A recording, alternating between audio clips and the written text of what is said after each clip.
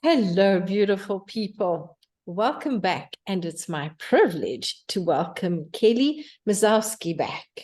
And Kelly, I'm so excited to have you here. I shouldn't use the word excited. I am really enthusiastically happy to have you back here. Welcome, welcome, welcome. How are you today? Oh, thank you, Janine. It is just an honor and a pleasure and a joy. And I am excited and I am enthusiastic to be here with you. Thank you. Thank you. I am doing well. I'm doing well. It's been a challenging year and in the midst of more challenge. So to be here and know everything is working out for the greater good is just awesome. Thank you. Oh, you're so welcome. You picked on a very interesting point there. October is about transformation, about seeing challenges from the past and working through them.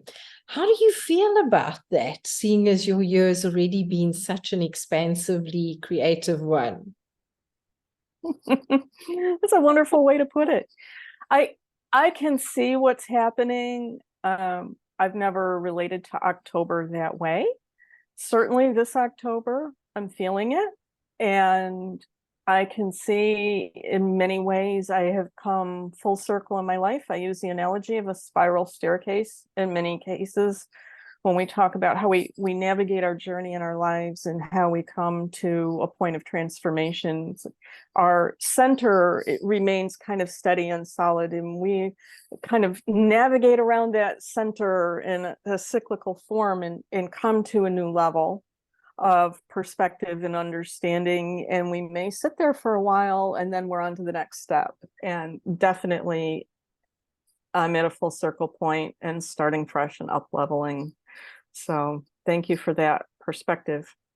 You are most welcome. I must say, when I channeled at the beginning of October, with the end of September, beginning of October, that this is going to a week to help you grow, and all my technology went to school to learn what to be done, and I went along with it. I went, Kelly, for our new listeners, please share a little bit about who you are, where you are, and how, in work-wise, how you got there. Oh, well, thank you. My name is Kelly Myszkowski. I am located about in the center of New York State. I've lived here my entire life. I'm native to the area. My business is inner light transformational coaching and craniosacral therapy, which says it all and says nothing at the same time.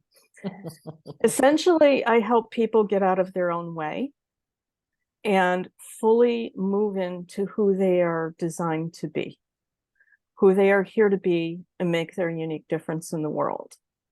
And by being in their own way, what I essentially mean is that as a natural part of being human, as a part of our journey, we've come to adopt certain beliefs and certain understandings about who we are and how we interact in the world and how we fit in the world and what our role is in the world and how many things work that oftentimes limit us. So we're not fully shining that bright inner light that is here to be.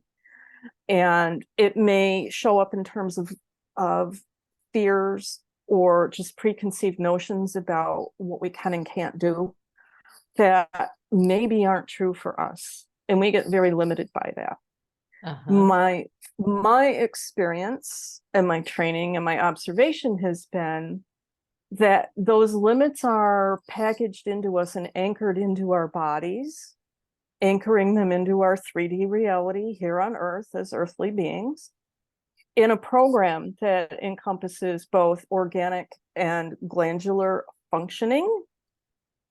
So this organ is doing this much of this thing, and that gland is doing that much of that thing. And there is a pattern of tissue tension or restriction, I should say, where the tissue isn't fluid and isn't mobile and isn't soft and supple, that kind of anchors all of that and forms a connective highway between all parts of us, all aspects of us in our 3D bodies, interacting with our higher selves, that is holding that concept. And I call it a body mindset pattern.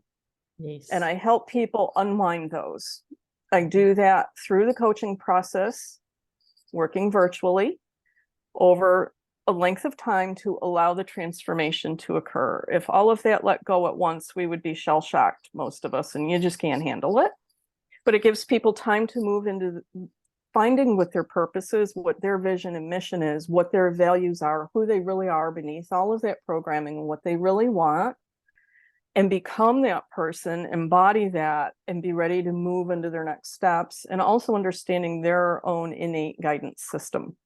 Mm-hmm. And I think I explained some of this the last time that you and I chatted this summer, so that some of us have very highly developed intuitive sense of knowing, or, some sort of vision or a hearing, clairaudience or something like that. But our bodies are also a feedback system that shows us when we're on track or when we're experiencing some sort of stress, which is being out of alignment with who we truly are and the divine loving beings that we're here to be. And there are some common patterns among humans as far as what areas are affected by what types of stress, what types of beliefs and thought patterns and emotions.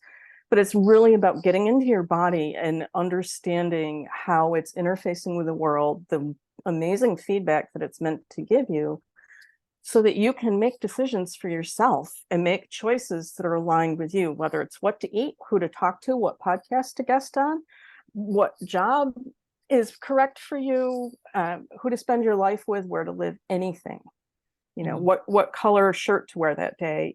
It's all there for you. And it's understanding it's part of who we are. When you listen to those messages, then they don't need to get louder and hit you over the head. If you're not listening, it can grow into disease and health issues. And by going back and listening to the messages that start us down that path, then those messages are not needed any longer and they can potentially resolve. So having a sense of who you are, what you want, who you are in the world, what you're here to do, your vision, your mission, your purpose, and also a sense of tremendous happiness and well-being across all circumstances, even this little fun fest that's going on of transformation right now. Yes, it's looking to I bring more cleaned it up a little harmony. bit. It's bringing more harmony with a few discordant notes. A little more harmony, yes. And that really is that it's alignment in one sense, and it's harmony in another sense, and it's balance in another sense. And I don't know that we have one word that encompasses all of that. It depends kind of on what you're talking about and a lot of nuances, but definitely feeling more, for me, it's a sense of freedom and peace. Yes, freedom and peace. And that is something the world is actually lacking currently. Kelly, we were chatting the other day, and you've been setting your room up for body work, and you mentioned craniosacral therapy. Many people are unaware of what that is. Can you share what these modalities, how they, well, not necessarily how they're done, the reason they're done, and the, I was going to say impact, and it's not impact, the ease that they bring, the ease. The ease that they bring. I found this through my own experience with my own health issues that weren't responding to traditional interventions of physical, occupational, even massage therapy, even chiropractic. In terms of getting to a point of really letting go. Mm-hmm. So it involves essentially getting to a very still place within yourself. And that doesn't mean the monkey mind isn't still chattering away, but having a sense of letting that go play with something and really tuning into yourself and getting to a place of infinite potentials and possibilities where absolutely anything is possible. And that many of the New Age practitioners or Abraham and others will call the void. And I call it the void or the still point as well. And letting all of the limitations and the filters unwind and release, and everything that no longer serves us can clear. And then we can bring in a new way of being, a new body mindset pattern that is serving us. Craniosacral was how I first got really propelled down this path. And I work both in person, hands-on, for those that wish to come in person, or virtually. And really is a way of letting our central nervous system be as healthy and functional as it can, and release any of those tissue restrictions that are adversely affecting its ability to flow, the ability of the fluid surrounding it to bathe and nourish and protect it. Because I see our central nervous system as kind of our project coordinator. It's aware of the blueprint for our being, and it's aware of what's actually happened in terms of bringing that blueprint into the world. So it's looking at the construction site and seeing what's going on, and it's looking at the blueprint and it's making adjustments. It just tends to adjust in favor of survival when it's overwhelmed and not resourced for us to thrive. And I help you get back to the point of thriving and fully bringing that design to life and making choices that are in harmony with that design. The essence of it. That is so beautiful. What you're describing for me is the harmony between masculine and feminine energies. Now, remember, people, all men and all women, both have masculine and anything in between. Everyone has masculine and feminine energies. It's just the giving and receiving. And what you're describing there for me is that ability to let go of hanging on and learn how to receive and to flow. Where has this had the most impact in your life apart from your health? In creating the lifestyle that's perfect for me, ultimately. And also the satisfaction of knowing that I am here for a greater purpose, and I am serving that purpose in many, many ways. It also makes my life easier. There, culturally, at least here in the US, and in those that I have come into contact with in some way, let's say, there is a tremendous focus on doing and making it happen. Oh, yes. And it really is an illusion. Mm-hmm. When we have an understanding of who we are and we're in sync with the flow of life and the expression of this energy as us, through us, by us, for us, then we can make aligned choices to support that. And that doesn't mean we never do anything, but it's about being in harmony with that and in connection with it, and knowing, okay, now, yes, I do need to go this place, or I need to build this, or I need to purchase this, or it's time to talk to this person. And it's not a need to in terms of must, but to support the energy coming through. So because our minds are so complicated and advanced compared to, say, flowers or trees, or even our four-legged creatures, we get in there a lot and we think we need to figure it out. And the mind is meant to work logically, intellectually, rationally, to build bridges, bake cakes, as one of my mentors, Paul, channeled through Frank Butterfield, says. But it was meant to really, for us to learn to survive. Yes. But we've taken it way beyond that and equated our careers and our lives with our survival. We're not following our intuitive guidance. The flower doesn't wake up in the morning and go, okay, there's the sun, so I'm going to turn that way and I'm going to open this much. It just does it naturally. It takes what it needs from the soil to grow naturally.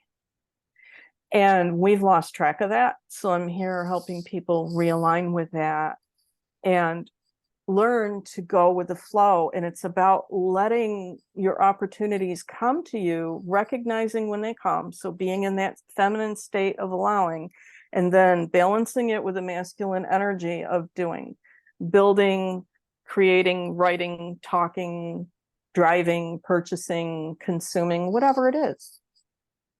putting the action behind the impulse. Yes. Well, let's not say impulse, but behind the inspired thought. Impulse people can be in. You know what? Actually, I just had a thought. Check in with impulse and see where intuition is linked, because sometimes when we're impulsive, we get the most things done. So that's about that. It is so interesting to me what you were saying there, because I actually was just listening to a podcast where Marianne Williamson was talking about we're so busy trying to make it happen rather than working with our creator to allow it to happen with the blueprint. So it is just so synchronous that you brought that up. It was like word for word almost well, it wasn't word for word. The energy of it was aligned with what she was saying, because it wasn't word for word. It's just the energy came together. I was fascinated to hear that you have been taking a look at the Sphinx and the pyramids, I think you said of Giza. What is the draw card there for you? What is the appeal? What is it meeting inside you?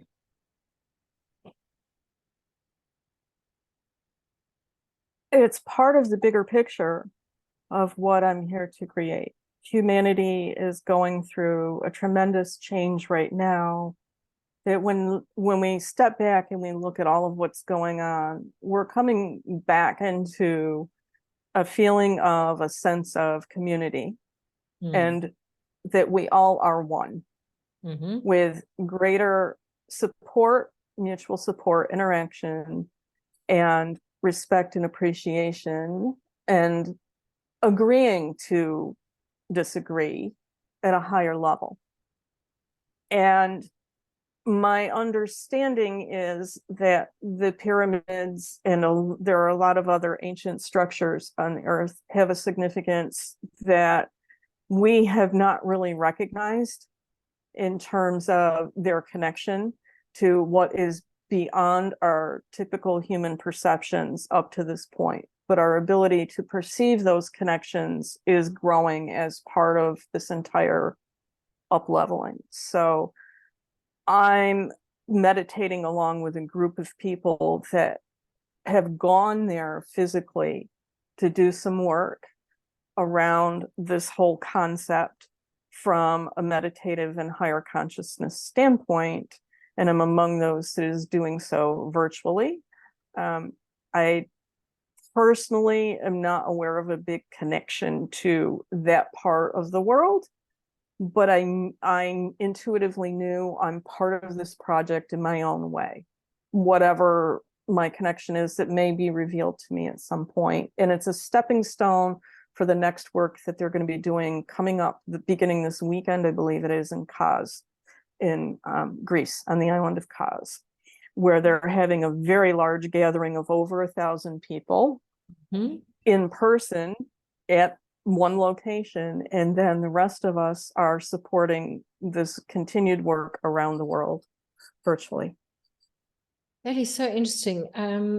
I watched a Netflix documentary by Graham Hancock where he spoke about the different. I can remember when I was younger, like when Noah was still an infant time ago, I used to read about the pyramids and about the Aztec sites and even places in other parts of the world, and how so much has changed as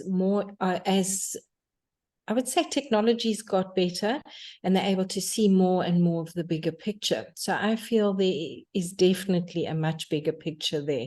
Just so even from what Greg Braden has written about and that sort of thing, there definitely is a bigger picture in helping uplift the energy and move forward. So I'm really grateful and appreciative of the time you're putting in to connect with the energy of expansion that is coming forward.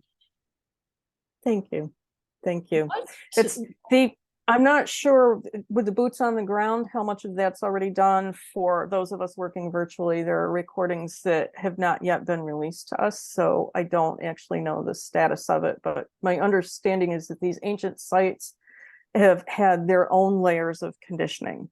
Yes. Just as we humans get programmed. So they are not functioning at their full capacity either. And part of the work that we are being guided to do with many, many, many different, across many levels and dimensions, is to help restore these portals to their original pristine blueprints.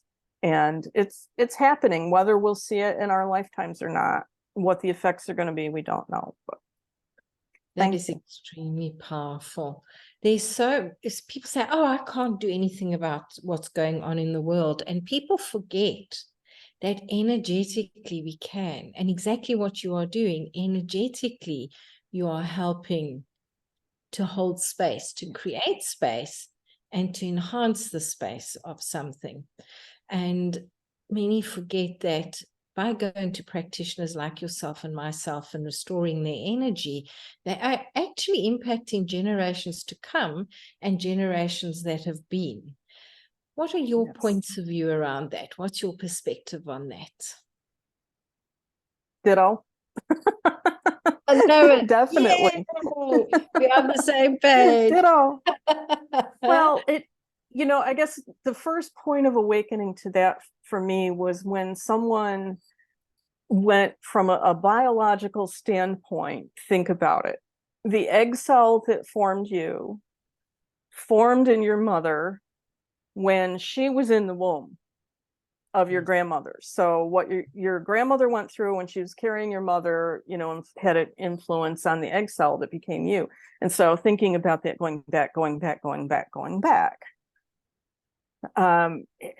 just from a very literal 3D standpoint is a mind bender. But then I am learning more and exploring more about metaphysics and quantum physics. And it's no coincidence that I have a degree in chemistry, which was, because of my curiosity about how do things work and how are we here, and some of which I knew consciously and some of which was still not yet conscious in me, my own innate curiosity. So from a quantum physics standpoint, everything exists all at once.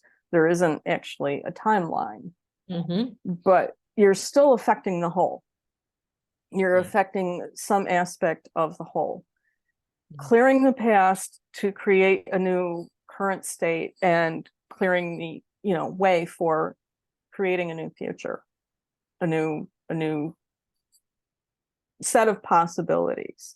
And it's really, in its reality, it's beyond the ability of the human mind to understand. So from what I've seen, we're each coming to our own ways of relating to parts of it. But as I've said to other people, I think of myself as a cell here on the earth, and the earth is a cell in the universe.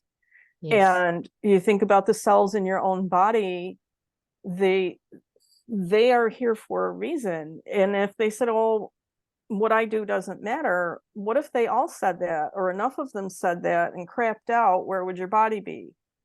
So I am grateful to them for continuing to do their best at what they're here to do. And by the same token, it's an honor for me to do what I'm here to do and realize I'm part of something much, much bigger. Oh, that is so beautiful. Kelly, what is your way forward? Where do you feel you are up leveling at the moment, apart from helping with the Giza project, the Egyptian project? Where personally do you feel you are up leveling? Because as you so correctly say, time is a mental construct rather than a universal construct. Yes. It's about being aware of things on a different level for me, and working with those people that are here to really move into a new level for themselves of understanding around all of this and working with all of the possibilities on a much more fifth dimensional level of unity and oneness and awareness. And we still have, our human aspects where we experience our emotions. That's part of who we are as 3D beings. And as we go through these processes, it's quite common to get challenged and have all of our buttons pushed. and get to see our inner 2-year-old is still in there. As I said to a friend last night, I now understand why a 2-year-old sits under a table and stomps its feet on the floor and cries. And this was a friend who's in a worse situation than I'm in, if we're going to judge and label. And I said, I don't know what your 2-year-old would be doing right now, but I get it, you know. So having compassion for each other and holding the space as we grow, and working with people to help clear up anything that is blocking them, past, present, potentially future, across all levels and aspects of their being, and realizing we really, you know, we're made physically from the earth. The earth is part of the universe. So we're connected with other planets and other stars, and who knows what other life is out there that is here. There's other life here supporting us. You know, UFO sightings are UFO sightings. Just because you don't see it doesn't mean it doesn't exist, or because you can't perceive it doesn't mean it doesn't exist. So everything is coming together in a new way in the universe right now, and a lot of that is still unfolding for me, but I'm here to work with people who resonate and put something together for them to become their best selves in whatever way that is. We're moving into a place of needing each of us to do that more and more and more. Realize you're part of the whole. Help each other where you can. And if you feel there's nothing you can do, I understand that feeling. Sometimes we feel helpless. The best thing you can do in that situation is monitor your own energy and be your best self. Honor your feelings. Let your emotions move through in a healthy way. I don't recommend, you know, doing it in a way that's really going to hurt someone else. Sometimes we do need to be very frank and very, you know, straightforward in expressing how we feel. But if we hold on to that energy, that boils inside of us, and our cells are in there trying to manage it, just like we're trying to manage what's going on the earth right now, and on this planet, and in so many countries. Our cells are trying to manage what we've got going on emotionally. Let's let that energy move through in a healthy way so that we can be in a healthy state. So that doesn't mean denying how you feel. It means honoring how you feel. And sometimes you do need to sit under the table and have your cry. And just hide. Feel safe. Just feel safe. Feel safe. Go into our cave. It's actually quite beautiful, because often when I channel, I'll get the word sanctuary and I'll see a cave. And it's like, go into that stillness and darkness of the cave. And then the mind takes over. And I start thinking, well, what if there's spiders or bears or mountain lions?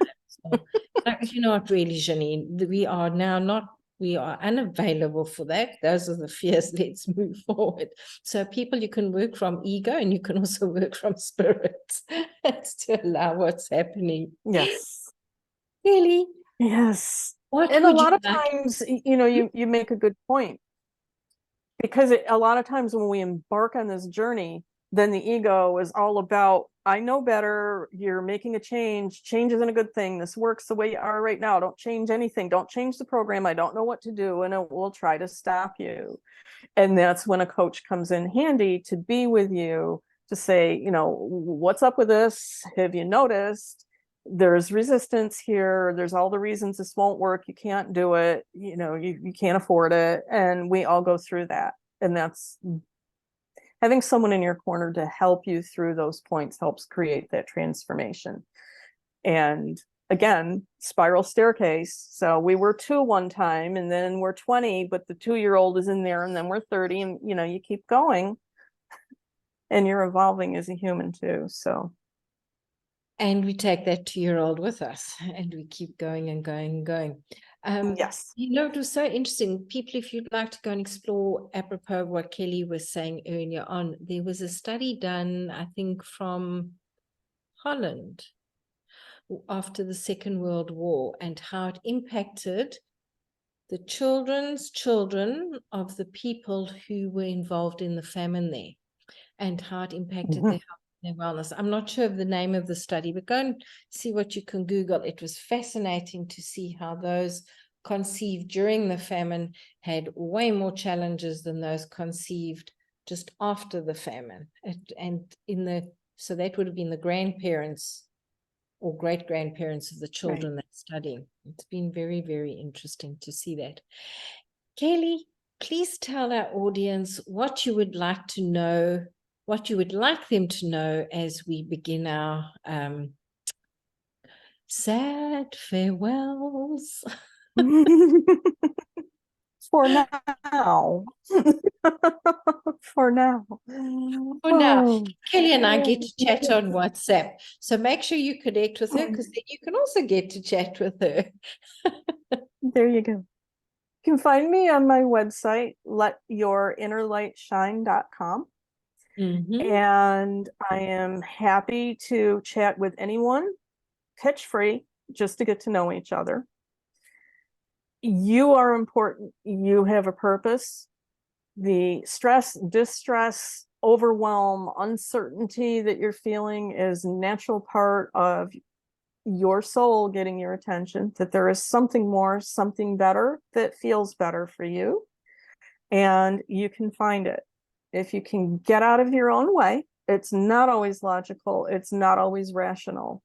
And I went through a bit of that on my own journey, where my mind was telling me I had to have a job to pay for the training I needed, but I couldn't work and train. It wasn't going to happen until finally I allowed the universe to take my job away and just went for it.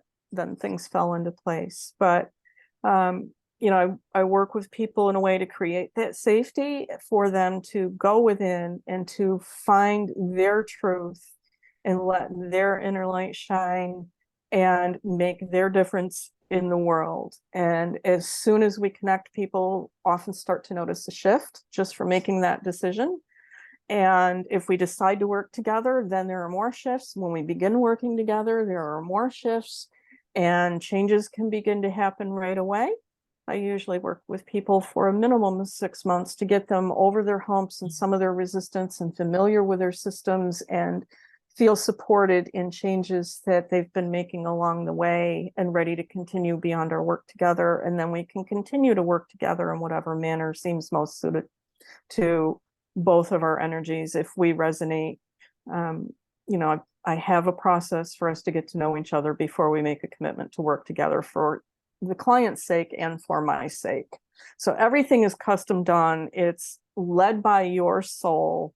I hold the space and I engage with you in the way in which I am being invited in by your higher self, by your soul, to support you on your journey. I don't do anything unless your soul is inviting me to, but I can work with people virtually, even to influence their craniosacral system, to work energetically, to deal with wherever there may be a restriction on whatever level, and help release those anchors that are in their body that are holding them in place. It's kind of like cutting the ropes so that your hot air balloon can rise, and throwing out some sandbags along the way and giving a little fuel to get to a new height.